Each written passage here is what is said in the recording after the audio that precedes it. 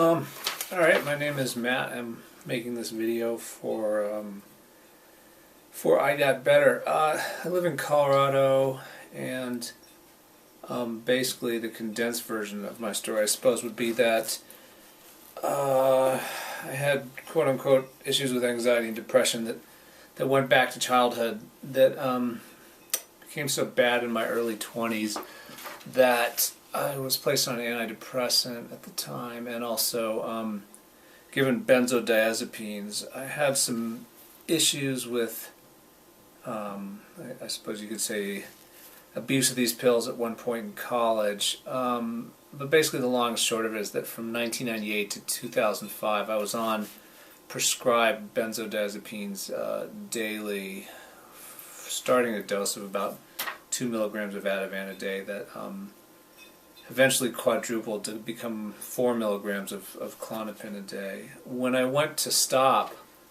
I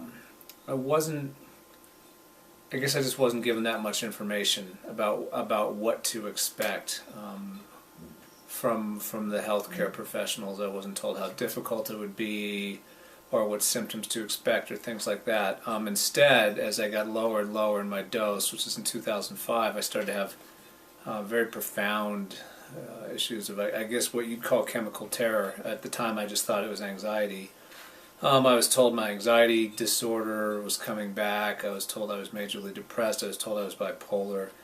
I was hospitalized 3 times, and I think in 13 months, I've done the math, I was placed on 13 different medicines when all I wanted to do was get off of benzodiazepines. And I actually had made that very clear to my doctor and to the doctors at the hospitals as well. But the paradigm being what it was, they simply prescribed more medicines. When I was discharged from the last hospital, which was Johns Hopkins in December 2005, I returned to Colorado and decided enough was enough.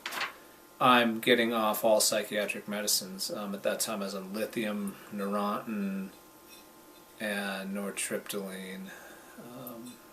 They'd gotten me off of benzos. I got off the lithium and the Neurontin right away on my own, and then about 9 months later I tapered off the nortriptyline and antidepressant.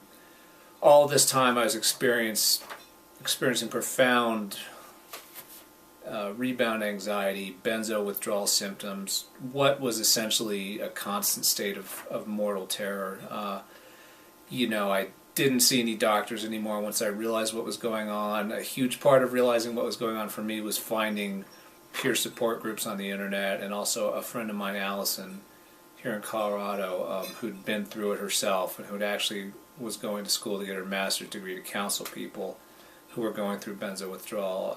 So a huge part of that for me was just realizing that I was not an anomaly and not alone, because what I'd been told by many of these healthcare professionals was that they'd never seen anxiety this bad, that no one had as much trouble as I'd ever have getting off benzos, all these things, which I've certainly come to realize with hindsight weren't entirely true. Perhaps it was their version of the truth. It wasn't the truth that helped me. It was actually a truth that made me feel very hopeless, as if I'd feel this level of profound terror for the rest of my life without taking medication.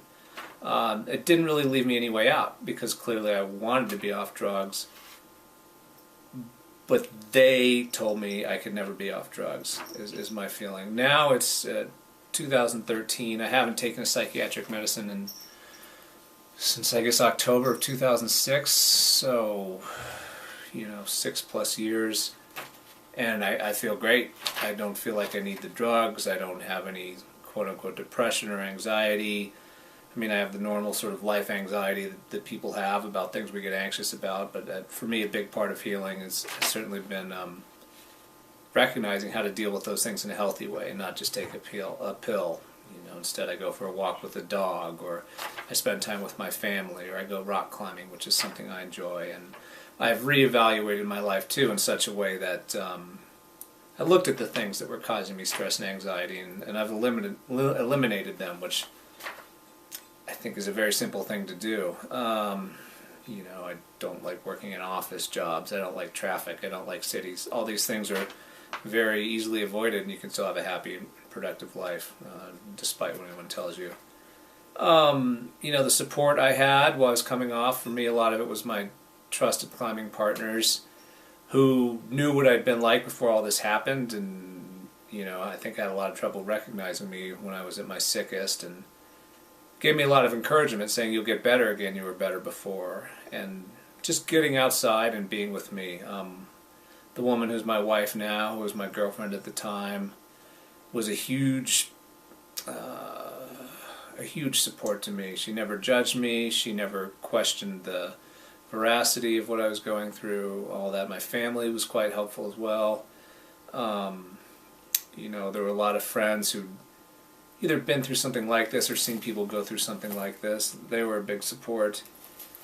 The way I've achieved wellness, to be honest, has been, for me, staying away from psychiatry, staying away from therapy even. I guess ultimately I didn't find those things to be helpful, even though I had them in my life in one way or another since I was 10.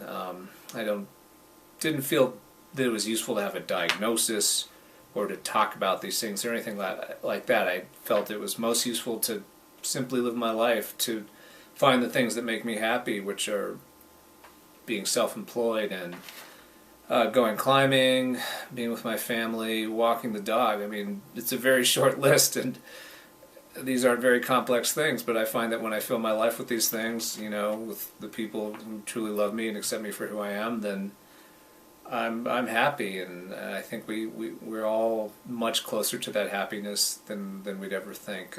I don't feel that chemical mediation was ever any sort of route to happiness. I've also just accepted that sometimes life will be hard, and I might be what is called depressed or anxious, but to me this is sort of the natural state of the human condition, just accepting this. I think if you do your best to actually keep your brain on and be present and engaged, then you're going to feel things. You're going to feel your own pain and at times the pain of the world, and that's a perfectly natural way to be. I think it is our way to be here on Earth. I guess that's about it. I've probably talked long enough. In terms of activism, I try to stay in touch with people who are going through this and share my experience with them.